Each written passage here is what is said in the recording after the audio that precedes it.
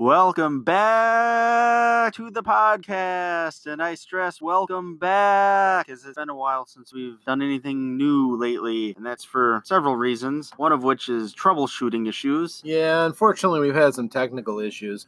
Apparently, the website we've been using, Anchor, works when it wants to work and no other time. We had a great run, several podcasts done without any difficulties. Dave got in his editing chops. It was nice. And then all of a sudden, cart fell out from under us, stopped recording. We even tried to do a kind of a ghetto workaround, and that didn't work. So we're crossing our fingers and hoping that we can get back in rhythm and keep making great podcasts for you. Yes, and today we're not really going to do a topic per se, but I just wrote a list of movies that I watched in this last several weeks. A couple of TV shows too. I didn't binge watch the whole shows, but I've been appreciating what these shows have been doing that I've been watching of the episodes. I watched a lot of movies. Wow, that's a surprise, Dave. Yeah. You watched movies. Oh my. I got a new poster too. Also a surprise. The world turned. Day turned to night, which then turned into day. It was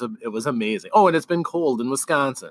Very cold. Which was yet another reain why another episode of the podcast was canceled. Weather concerns. Unfortunately, for Dave to come over to my little castle, that involves going on the roads, and sometimes Wisconsin doesn't like that. So again, we're sorry for the separation, but we're gonna try to make it up to you tonight. Not necessarily just the roads. It's just my car sometimes won't start when it's really cold.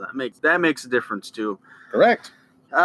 Yes, so I watched some movies. I got a new poster. I was excited for this poster. I'm such a big fan of The Fly. I finally saw a poster that was a reprint of the original theatrical poster, which unfortunately the DVD covers or Blu-ray covers don't have. The retro VHS or even Betamax cover that The Fly movie had for all those years. So I wanted the poster, and I got myself the poster. There's just one problem with the poster. It was very dull, very dark. So where it's flashy, like where you see the visuals, the art, the detail to the art, because of it being dark, you can barely see the telepod. The light is light, so you get like this, where the telepod, you got the fly leg coming out, and you got the human arm on top.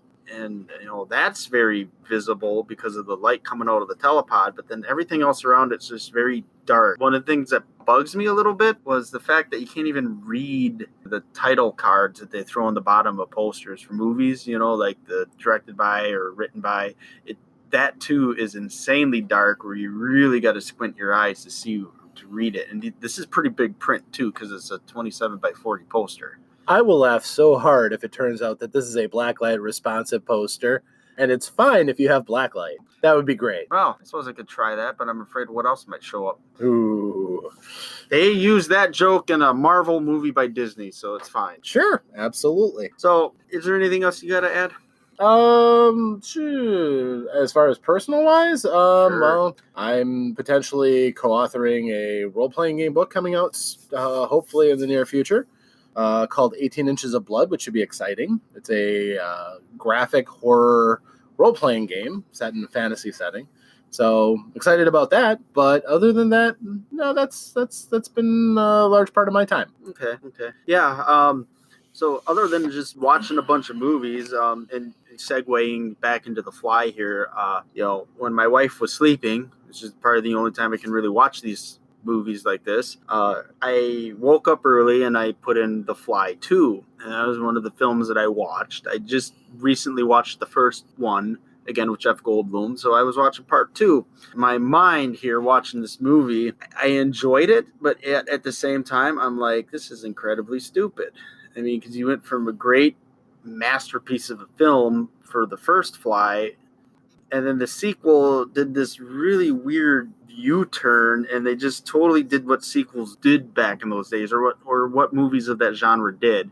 You have it set up in a lab, and you got evil scientist and an evil corporate guy, and the guys these people are just evil. There's no reason for them to be evil. Like this female scientist, she just started off being a witch for no reason, and then you had the other guy being a jerk for no reason, and then two-dimensional roles. And then you had the other jerk, and then this jerk, and then And then Eric Stoltz shows up in the movie, and he does his fly transformation thing, and then of course it breaks loose into the evil lab with the evil people, and the fly does his evil justice, I guess, to the evil people. And part of me was watching this movie. It had some good stuff to it. Then at the same time, I'm watching it going, I can't get over how two-dimensional these characters are. There is nothing to them other than for the sake of we need the bad guy and therefore you're bad. Well, I'm kind of glad you went to this revelation, because the way you started this, my wife was asleep, so I watched The Fly. I was afraid that she was going to wake up and you were wearing a fly mask and insisting on calling yourself Degner Fly.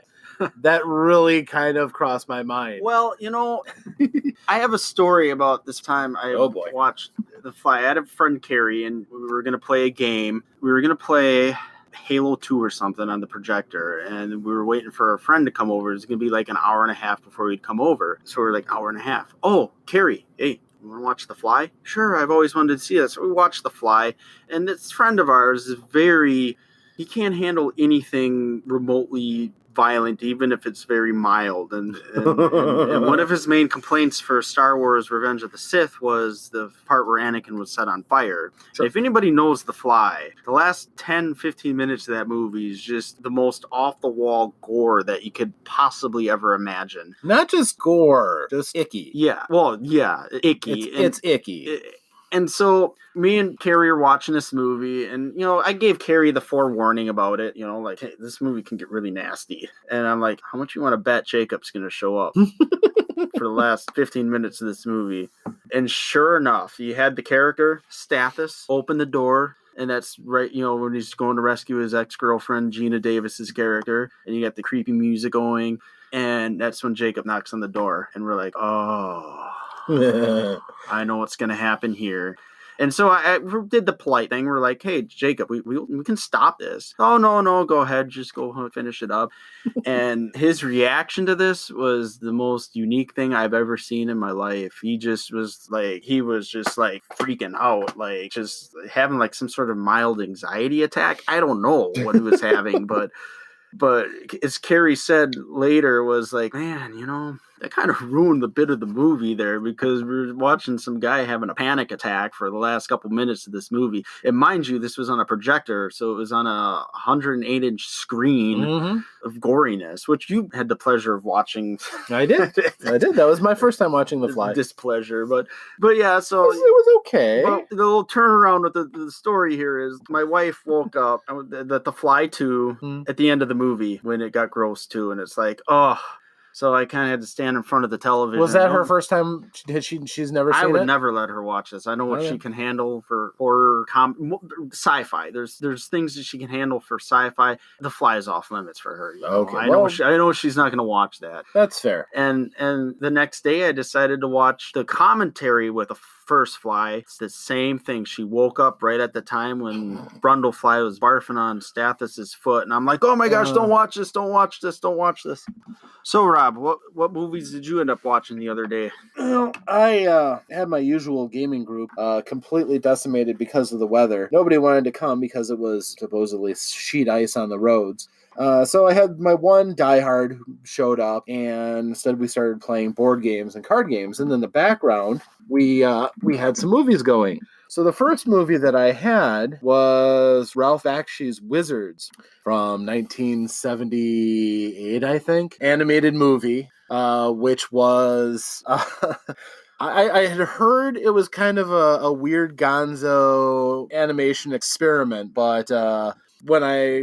this was not a movie that I should have been watching out of the corner of my eye, more so than anything, because it had all kinds of it was commentaries on World War I, where they were showing rotoscoped Nazi propaganda and soldiers marching, set over this fantasy, battles where you're watching elves and mutants getting killed, and it was very, very strange. I couldn't really, at this point, even give you the plot to it. Certainly couldn't do a proper review on it, because it was a very, very odd movie that I really would need to put all of my attention to. Yes. Yeah, okay. I'm looking at the images from IMDb, and Sure. I'm finding this fascinating. There's a red dude with a machine gun. Yep. Okay, whatever. And there's another character The standing red over dudes a were swastika. The red dudes were your basically kind of analogs of German stormtroopers. Rob, what is this? That is the wizard and his girlfriend, who is also a wizard. Very revealing clothing in this animated movie from 1977. Yeah, I think that she was kind of a pervert. Was this not the guy who did Lord of the Rings? He did. And no, wait. Yes. The Hobbit, right? And Yes. then Return of the King. Someone else did that other Lord of the Rings animated movie, if I remember correctly. I thought he had hand in all of it. I don't know. It was all done by Rankin Bass, but I don't remember which part we actually had to deal with.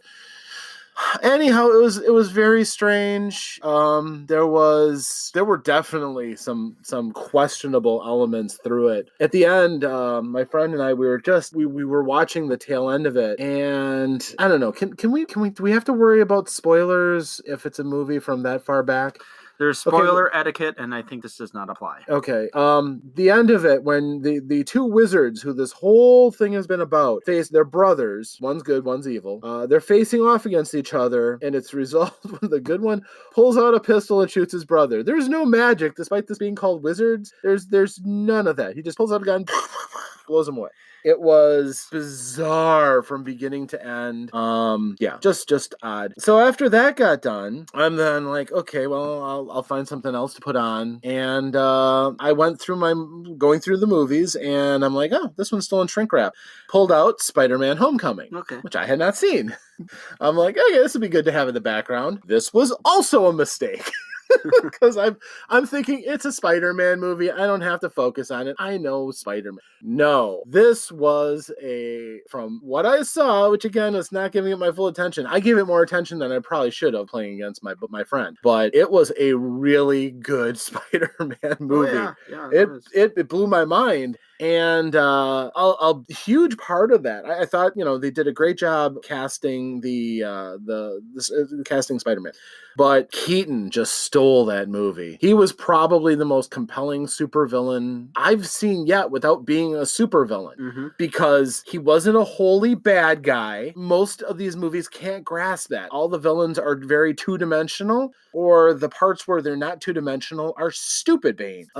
This was just a guy who was just trying his best and got pushed too far, and it was channeling some Michael Douglas from Falling Down. It was channeling some Americana Dad from, something like you could almost expect to see from Kevin Costner with the values of the family man and everything.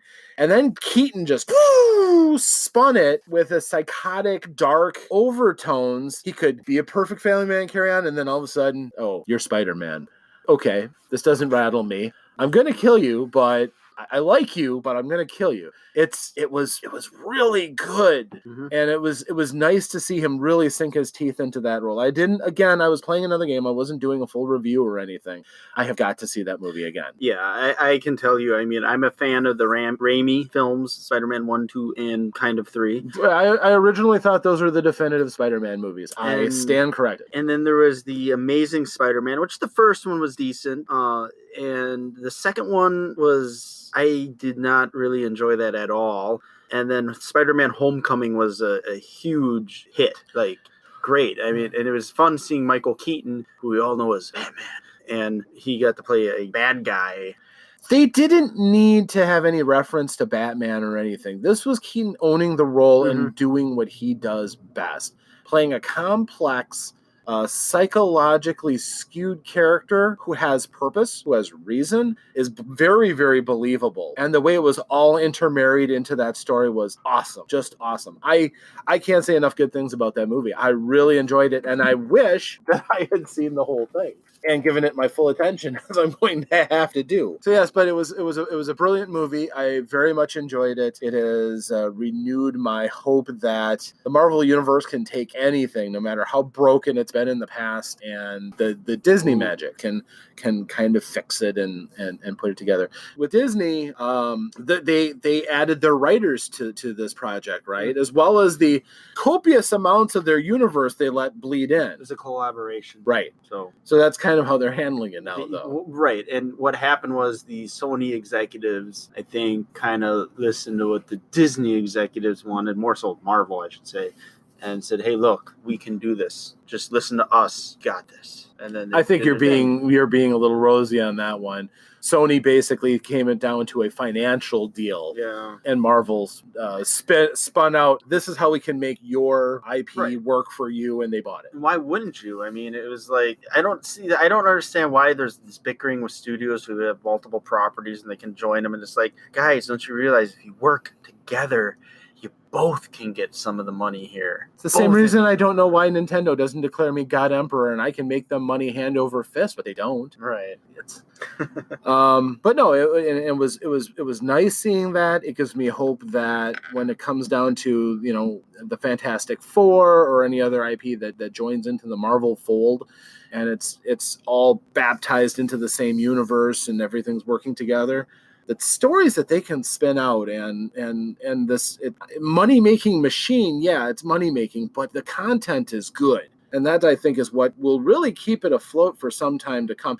It may be at some point they run out of ideas. Maybe they put it to bed. You know, Disney does have this cycle of vaulting IPs and stuff. At some point, they might decide to shelve some Marvel stuff, but quite honestly, you know, everything I've seen so far has me hopeful for the good stuff coming up in the future. So that's enough about me gushing about Spider-Man. What was your Marvel fantasy you went into? I actually got to see Venom. I watched Venom with Tom Hardy. I want to see that. Surprisingly, it was really entertainingly good. Surprisingly? Well, not a Tom Hardy fan? No, I like Tom Hardy. I just when Spider-Man Homecoming was announced, there's this kind of thing going on with Sony. What are they going to do with their Spider-Man property? They're already talking about making like a Sinister Six movie before that, but that was supposed to be attached to the whatever his name was, Spider-Man, Andrew Garfield.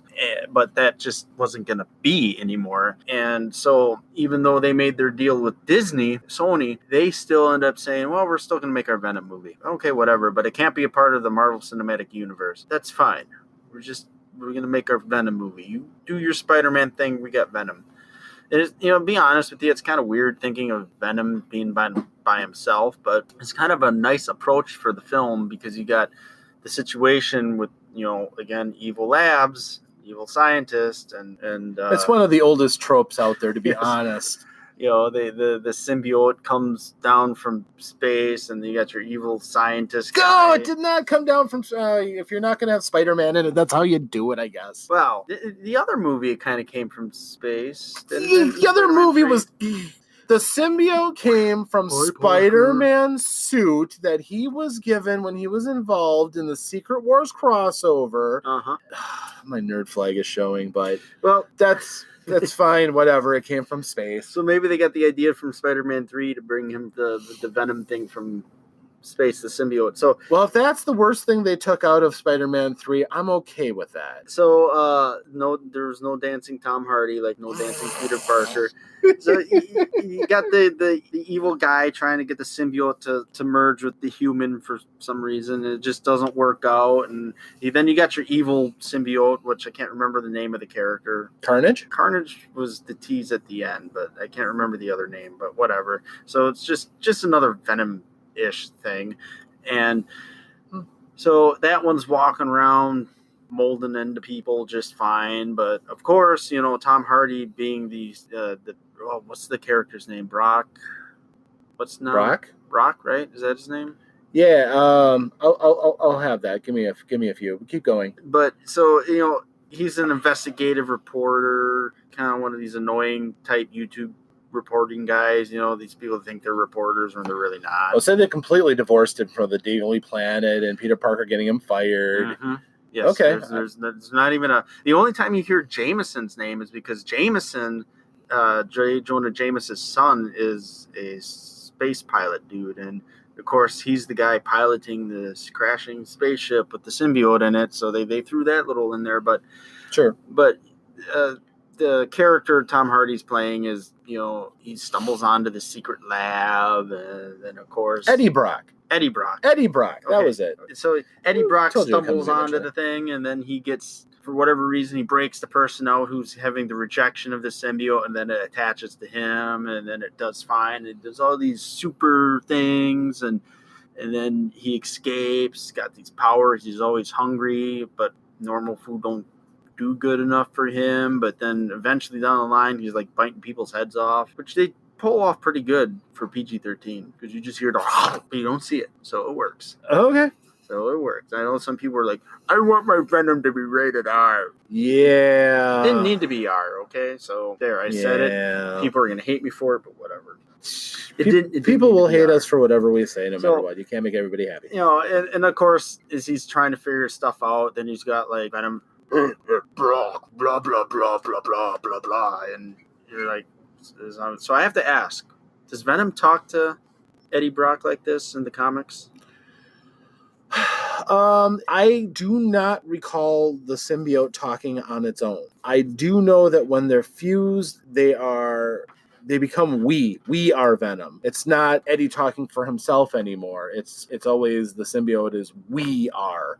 Okay. So they did like the Gollum split personality where you had Venom talking in his head, and then Brock. I'm not going to claim that I am a scholar of Venom. Right. The stuff with him in Spider-Man was pretty one-dimensional. He was a villain. Mm-hmm. And then you were kind of meant to feel sorry for Eddie Brock because, kind of legitimately Parker did, because of who he is and what he was, he did cause Brock to lose his job and always ended up getting one over on him. And Brock was like, that's the only person who had it worse than Peter Parker at one point. And then you just, I don't know. And then of course, at various points too, the symbiote leaves Brock and he's left on his own for a while. And that storyline gets very, very convoluted with the symbiotes and stuff. He becomes Agent Venom. He kind of gets a symbiote and powers again, but not his original symbiote. It's really kind of messy. Yeah, so I just, every time I was watching the movie and then the Venom is talking through Tom Hardy, it's Tom Hardy's doing the Venom voice, I'm pretty sure of it. And I just keep thinking, with a little modification. Yeah, and I just keep thinking, like, man, I would love them to do the Bane voice with that instead. Just take all the lines that Venom was speaking and just, I'm going to eat your face. So, everything is permitted for the Venom. Or you could do his Mad Max grunts. So I had that while watching the movie, so I kept chuckling to myself and like, oh, that line would be perfect for Bane to say. So yeah, I watched it. I enjoyed it. It was a fun movie. It was better than I thought it would be. I know the audience liked it a lot, but that doesn't mean anything because Transformers make a lot of money for some reason, and so I was like, whatever. People went and saw it. It was October. Not a lot of movies come out in October, but that movie did pretty good for the time of year it came out. I liked it, and that was just like The Fly 2. It had an evil lab in it with evil lab things going on. And I also watched The Predator, which also happened to have an evil lab and stuff. And so this concludes the Evil Lab trilogy of some of my movies here. Which, so many evil labs. Yes, so many evil labs. And, I've talked about The Predator before. It's just good. It's my opinion of all the Predator sequels. There's the first one, and then the rest are just good.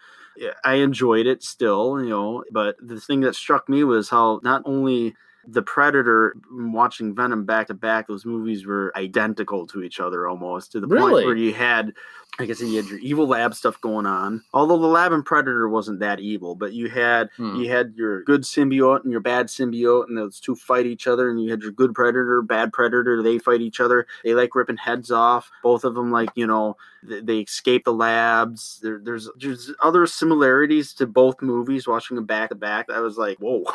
I was like, I just watched the same thing, just different creatures. I did. The characters in Predator were all essentially the Shane Black character from the first Predator, the foul mouth, telling dirty jokes. So, like, all these characters in the movie were foul mouth, telling dirty jokes, and it was like, wow. It was like, wow, that's pretty interesting. Did Venom basically? Do you think Venom would have existed if Deadpool hadn't been successful? Because I know it wasn't rated R like Deadpool was, but it sounds like they really kind of drew from the same wellspring. Yes, but Sony wanted to do the Sinister Six thing, which I think would have been tied into with Venom at the time too. They wanted to do that for a while. They wanted to branch off and do stuff with their Spider-Man characters for a while, and I think Deadpool kind of proved to be the starting point, especially when they're aiming for R at first. But like I said, they were doing it for R, they were shooting it R, but then they changed their minds and made it PG-13. Yeah, I don't think I really actually want to see Spider-Man involved in an R-rated project. That's never really been his shtick. Well, some of the most recent news to come out, too, is Disney CEO Bob Iger has said they will continue doing R-rated Marvel properties, but it would just be under the Fox banner. So I know people were freaking out, oh my gosh, there's going to be no more Deadpool 2, Disney's going to ruin that. Or Deadpool 3, but Disney's like, no, we can still make rated R movies. They're just going to be under the Fox banner. That's it. So that's fair. Yeah, it's not like, as long as they use that. Yeah, it's not like Disney's never made R movies before. But you know what got me excited when Bob Iger made that comment about R films, he said he threw in the Alien in there too as well. So that got, Bob Iger saying, yeah, we'll continue to make Deadpool, R properties, and Alien properties. Back in my mind, I'm like, ooh, they might be toying with another Alien film. I'm excited about this. No. Come on. We want to see the crossover. Deadpool meets Alien. That would be fun. That would be amazing. That would be fun. They could just spend an entire Deadpool film of him going into other films, making little wisecracks with the technology. Deadpool's road trip. Yeah. When Deadpool 1 came out on video? No. Well, they did the thing where they had all of the covers for all of these classic movies that were redone with Deadpool on the dust jackets. Yep. They really need to pursue that project and think about doing things like that with actually Deadpool. That'd be a great thing with today's technology, especially with. Did you watch Deadpool 2 yet? I haven't seen it yet. yet. Well, they did this little thing. Really, it's not whatever. It's not going to be that much of a spoiler, but you know how. The movie's got like the surprise thing for what's his name, Hugh Jackman's in it. Yes. But it was only from the first Wolverine movie he did, that solo one where the fake Deadpool was in. Wolverine Origins. So it shows up, and you see the fake Deadpool, and then the real Deadpool comes in, bam, bam, bam, bam, bam, and then leaves. And it's like, oh, that's great. So they did that with that scene right there. So they could easily make a movie where they just kind of just have Ryan Reynolds do a bunch of blue screen crap and coordinate it with these other films. Well, if anything proves that, I can't help but remember Steve Odekirk's Kung Pao, Enter the Fist. Mm-hmm. He took a classic Hong Kong kung fu movie and put himself into it again and again with far less of a budget than Disney could do. And it looked great. It looked fine. It was silly. It was, lowbrow comedy, but it was great. Now you have Ryan Reynolds and, a license to... And if you can have access to Fox movies and maybe Sony movies and anything Disney's done, Deadpool meets Mary Poppins. I want to see this so bad. Well, it's fascinating is Fox... Don't tell my wife I said that, though. She loves Mary Poppins, and I don't think she'd forgive me. I think Fox, previously, before they sold to Disney, they acquired a lot of other film properties as well, just because of like licensing and all that other stuff. So, there's a whole vast of things that they could do with this. Well, if it's not Paramount or Universal, I think Disney probably has their fingers in like it. MGM and stuff like that, they can do that with. But, I was talking about my Evil Lab trilogy of films here that got me thinking. Yeah. Got me thinking.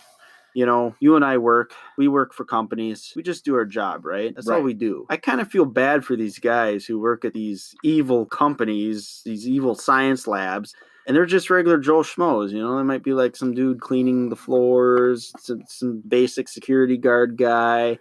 Not all the scientists there are going there to do evil things, and they get stuck in the situation where the evil monster stuff starts killing them. Or if their bosses didn't like them, then they shot them into space. Yeah.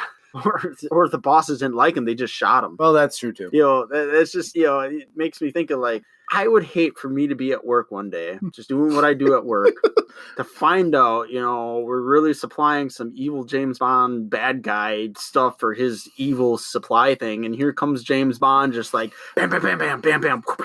pound the crap out of you, and you're like, I mean, just like, not the face, not the I face. just work here. What am I doing? What's going on? It's just one of those things you think about, Or we could have the Batman and Robin scenario. You've now found my evil plans, so now you must die. The worst supervillain boss ever. The crazy doctor guy who created Poison Ivy. Oh. So now that you've discovered my plans, I'm afraid you must die. And tries pushing her into the... A wasted character for a great actor, too. Oh, so much waste in that movie. But he did live on better when he played Lex Luthor's father in Smallville. I'll take your word for that. I've never seen that. It's an okay show. Thank you, Dave, for going into recording without knowing what we're talking about. No.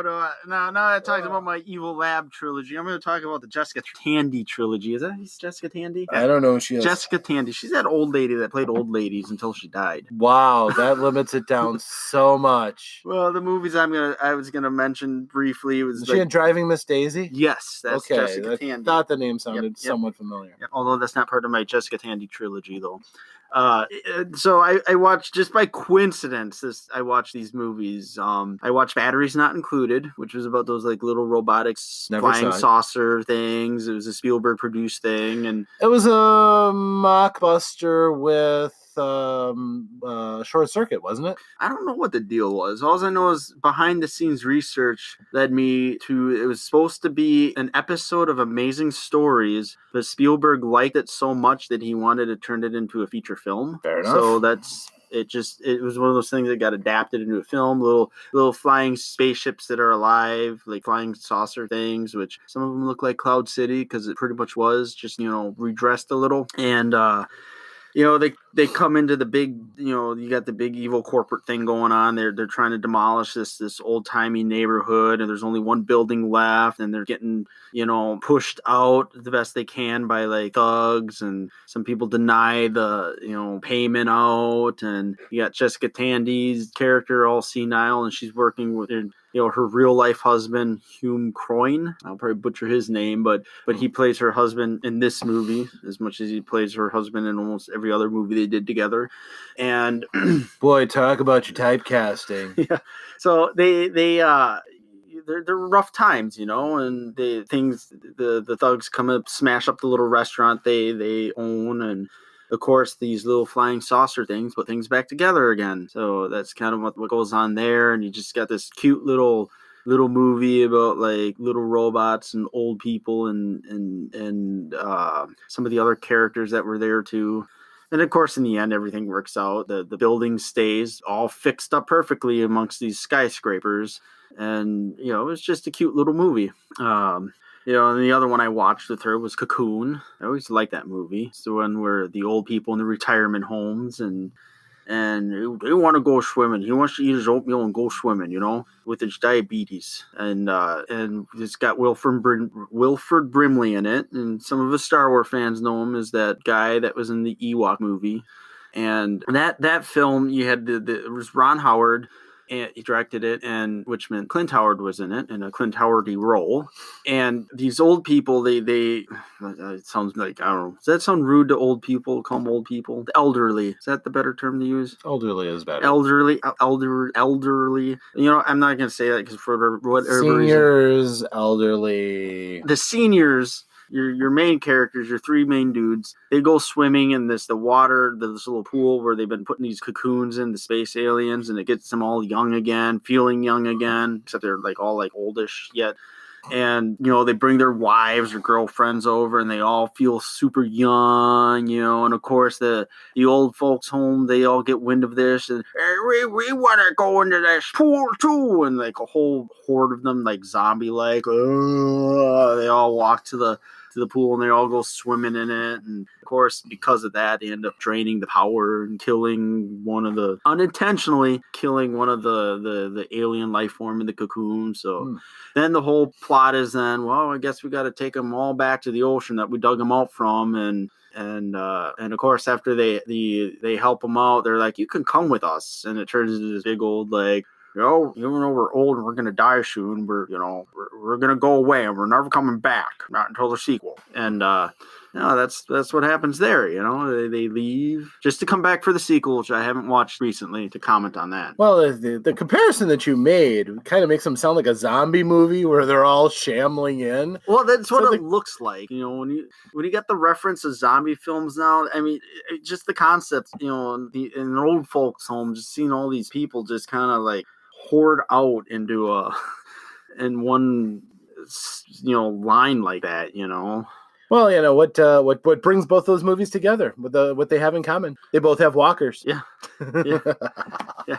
And Jessica Tandy was with her husband Hume Croym again, so they played husband and wife there. And then the other Jessica Tandy movie I watched was a little more grounded in reality. It was Nobody's Fool with Paul Newman, but just a regular working schmo who he is estranged from his son, and he ends up talking to his son again and gets really close with his grandson. Jessica Tandy just plays his landlady who's just overly nice to him, and then she's got a son who's just like some evil, not evil, but just he's just a banker, and it's how Paul Newman refers to the characters, the banker. The banker was in my room again snooping around, and it just shows this character, the Paul Newman character, is just the average guy, and it kind of, he's trying to sue his boss because he got hurt at work, except he's got a really crappy lawyer, and the lawyer and the boss, and they all play cards together like on a Friday night. I don't know, but it was just one of those very nice stories that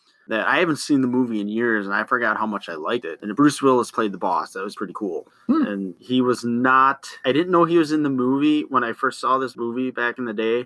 And they didn't advertise him being in the movie because they didn't want people thinking it was an action movie. Because his character is a big part character. And it's just very weird, like, reading the opening credits and no Bruce Willis. And here shows up Bruce Willis, and you're expecting him to just be, like, one walk-by scene. But no, he comes back again and again. And he's just there throughout the whole movie. And it was kind of nice because in that time frame, back when Bruce Willis gave a crap... I'm sure he gives a crap. Yeah, but when I watch a movie now, it's Bruce Willis doing Bruce Willis. That's my impersonation of it. So it's been a while since I've seen a Bruce Willis movie, but back in 1994, Bruce Willis. You're talking like The Expendables, where everybody is playing a caricature of themselves. Well, that's when's the last time you saw a movie he had a really meaty role in? I think he just does little bits and pieces where it sounds like that the Glass movie that just came out was pretty good, but before that, Bruce Willis just, when he came back as John McClane, it was just kind of, I'm not feeling it, Bruce. I'm not feeling it. But the point is, this role that Bruce Willis had in this movie was very well done, and in that time frame, people forgot that yes, he can do serious movies because at that point in time, it was Hudson Hawk, Die Hard, whatever. But The Sixth Sense. The Sixth Sense came after Nobody's Fool. That was still in the good era of Bruce Willis. So he was solid there. Yeah, absolutely. Yeah. You got anything else? Or any others? That's about it. Like I said, I can't consume movies like you do. Yeah, well, but I did, however, get a couple of movies in, and that is going to gear us up for the future because I saw Police Academy 4, God help me. Yeah. And Indiana Jones and the Temple of Doom. So we're going to have to do some reviews next. Yes. I've got a good backlog going. Did you get to check out Blade Runner 2049 yet? I have not. I just watched that last night. Was it good? By the time you guys get to this, I just watched this 2 weeks ago. Yeah, it's true. I know it was. I really liked it. Really, I enjoyed it. Now I don't have. I heard the premise for it. I was just like, here's the thing. I want to see this. I did not watch a single trailer for this movie. No. I may have watched a trailer, but I was detached from it enough to where it went over my head. I didn't know really what was going on. So it was a Black Friday sale, like $10 or less, and I'm like, I think I'm going to get this. Okay. Now, I've never been a super fan of the original Blade Runner. There's like 5 different versions of that movie, and I think I've seen maybe 3 out of the 5 of them. Wow, you've seen it a lot more times than I have. And that's the amount of times that I've only seen the movie, so I've never seen the same movie per se. My dad had that movie on Laserdisc. Okay. I watched it a couple of times. It was a solid sci-fi movie. Yeah, it looks great visually, and that's the point that I want to say about this movie, Blade Runner 2049, was it was a gorgeous film to watch, and it's a slow burner film, but that's okay because in my opinion there was a lot of stuff that was appealing to me to keep me drawn into the story, and I liked this mystery aspect thing that they were doing with it. I don't remember anything from the first movie too much, even though I've seen 3 different versions of it. I have to watch it again, and it's going to be one of the other versions I've not seen. The thing I loved about the first movie was it was a real world that you felt you could walk down the street in, and it had a world beyond the set. Yeah. And it was dirty, like a city is dirty. Yes. And it was futuristic, but believably so. It wasn't, even though you had replicants and androids, humans, and it looked humanish. Harrison Ford did not have a blaster. He had a pistol that shot bullets. Right. And a lot of the stuff just didn't stretch your imagination. It didn't make you suspend your disbelief to believe in this science fiction-y world that they had. Yeah. There was a lot of nice things that brought in. And honestly, that's kind of been the taste for when I go sampling into sci-fi. A lot of times, the really plasticky sci-fi like Star Trek kind of loses its appeal to me. I want something a little bit more real. That's kind of why I prefer Star Wars to Star Trek. I like the lived-in universe rather than the almost unbelievably clean universe. But with the J.J. Abrams movies having, showing some of the cracks in the wear and stuff, Oh, right. Yeah. The engine room in Star Trek and J.J. Abrams Star showing Trek places other than a starship that's always perfect, like going off planet and showing way stations where it looks lived in, and cities. Star Trek 5 had one of those. The Search for God. Gosh. Shut up. I think you would appreciate what Blade Runner 2049 did for that world, because it looks lived in, it looks used, it looks abused, it looks great. I mean, just the depressing thing. It's what you said. 2045 is it? 2049. 2040 Blade Runner 2049 or 45 or it's not that far off. Well, no, but you got to remember the events of the original Blade Runner have passed us already, because that movie took place in like 2000 something or other. I can't remember, honestly. Oh, what year did Blade Runner take place in? Yeah. Easy question. Yeah, where's Siri when you need her? But as far as would I like to see it, I didn't trust the premise because it just didn't sound like it was going to be able to be true to the original movie and keep everything in it that made it good. I thought it was going to, I didn't trust the direction it was going. If you say it was a good movie, though, I'd be definitely willing to take a look at it. Oh. Actually, the original Blade Runner takes place now, 2019. Oh my! Oh my! So yeah, that's they. Oh my gosh! They went into that going like that's the Blade Runner world. I can accept that, and what Blade Runner 2049 did was it builds off of that world. There's some newer things going on that I had to catch up with because I had to think, wait a minute, what's going on here? Oh, okay, I think I get it now. So now I know not only do I not have my hoverboards, I don't have a replicant either. No. Damn it, science fiction, you have failed me again. No, I hope we don't get anything like replicants, because I just have this weird feeling that what they'll be mostly used for. Think about this. Who are the people who are coming up with the robotics? They're the geeks of the world. So you'll have robotic girlfriends before you have psychotic killing replicants. Yes. So, that was that. I really appreciated what that movie did, That's awesome. And then between watching like some of these crazy movies, and I was watching some uplifting Highway to Heaven. You remember that show? I didn't. I remember of it. I'm keeping to my policy of very rarely watching television. I never watched it. Yeah, well, even back then, I didn't watch a lot of TV. I remember my father used to drag me in front of the TV to watch stuff. Now, how twisted is that? That's the opposite. I know. The only movies. Get over here! You need to watch some TV right now. This may sound pathetic. The only TV shows I actually watched on a consistent basis. This is through my entire life. Sesame Street when I was really young, going up to the Electric Company. Mm-hmm. The Dukes of Hazzard was a thing. Saw that. Lots of pro wrestling. We have to edit out Dukes of Hazzard. Why? Just because. Why? Politically incorrect. Screw that. Nothing incorrect about that. And outside of a couple of spot shows here and there, those were the only. Oh, and my father made me watch all of MASH with him. Was that the one where he's like, "Get over here, Rob, we're watching MASH"? Sometimes. Which, speaking of MASH, I see that up there. I got that from my father, but he passed away before I could give it to him. Oh. Yeah. Yeah, that's a little was that like 10 by 10 picture or something like that? Yep, metal frame print. It's nice, but of the MASH cast. Of the MASH cast. And John Wayne movies, he wanted me to watch with him and stuff like that. But yeah, I don't watch a lot of TV on my own. Never have. TV is too time consuming. Now, I'm saying I'm watching Highway to Heaven now. Yeah. Is that binging it? Is a few episodes here and there, but I'm gonna get bored with it and go to Little House on the Prairie, and I'll just go back and forth. Maybe I'll get some Bonanza in there too. There you go. But no, I binge watched a few times in my life. It's fine, when you don't have kids and you can have complete control over what you're watching. I do not recall that time in my life anymore. But I don't. Again, you watch like some of these shows just get repetitive, and you're just like, okay, I'm done.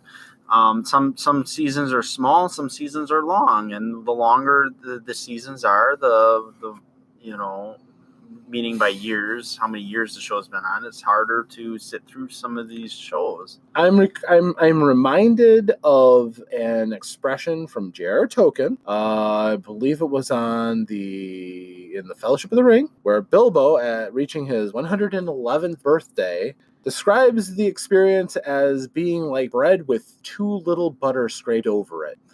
You have a great movie, which is butter, but if you have too much bread for that butter, you have to scrape it really thin at the end. Mm-hmm. And that, some shows just don't know when to stop. Right.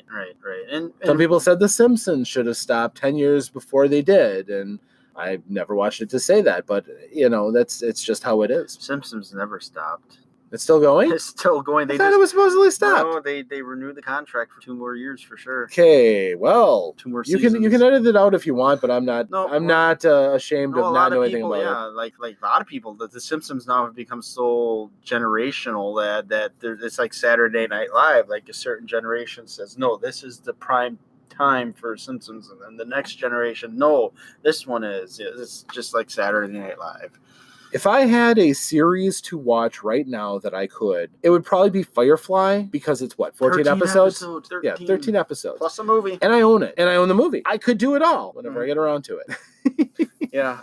Lately, I've been just trying to polish through some of my video games, because in my mind, a lot of those, you have this compelling, it's more novelization, because you have a shorter experience, 8 to 10 hours on average. And you get a complete story, you get character development, and you get some feeling like you have license and can do things in the game. The only thing that kills me is when it starts to get to grindy, repetitive stuff that loses my interest. But that's what I've been turning to rather than movies or watching shows. Well, I think what would be nice about watching through Highway to Heaven, yes, it's probably going to be repetitive of like, we're going to go help this guy or this person. Dave, are you going to want to do reviews on Highway to Heaven? No. Okay. No, we won't do that. But I may balk at some of that. Dave. Sometimes it's nice to watch a show that isn't so like you gotta watch episode 1 from this season to episode whatever to this season to understand what's going on. Because in the break room they're watching Supernatural and it's like, oh my god, there's so much. What is this from? I'm familiar with some of the stuff at the end, and I'm seeing this stuff, and I have no idea what's going on. Yeah. That one is terrible for that. That's like, if you jump into Lost in the middle or Battlestar Galactica, you gotta start that stuff at the very beginning. But a show like even Little House on the Prairie, yeah, they got some story elements that go through the season to the next season or whatever. But otherwise, a lot of those show episodes are standalone. Like whatever guy they were helping in whatever episode never shows up again. Yeah, and it's like, okay, plug and play episodes. Right, and that's what kind of Highway to Heaven is in a way. It's just, we're going to help out this thing. It might be a 2-parter, but, we're going to move on to the next, and you won't need to know about the previous one because we're going to the next one. Yeah, some shows like that are nice to watch. Yeah, I'll take your word for it, because like I said, don't have a lot of experience. Yeah.